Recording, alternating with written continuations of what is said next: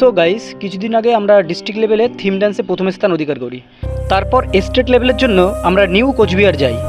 আর সেখানে গিয়ে আমাদের সঙ্গে যা ঘটলো সেটা জানার জন্য আপনাদের সম্পূর্ণ ভিডিওটি দেখতে হবে। থিম ডান্সের জন্য আমি 3টি রোল প্লে করেছিলাম।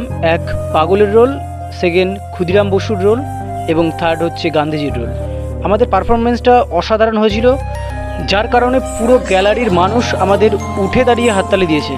কিন্তু সেখানেও রাজনীতির শিকার হতে হয়েছে। সেখানে কোনো স্থান পাইনি ঠিকই, কিন্তু হাজার হাজার মানুষের মন জয় করে নিয়েছিলাম। এটাই আমাদের প্রাপ্তি। এখানের কেউই ভুল জাজমেন্টটাকে মেনে নিতে পারেনি।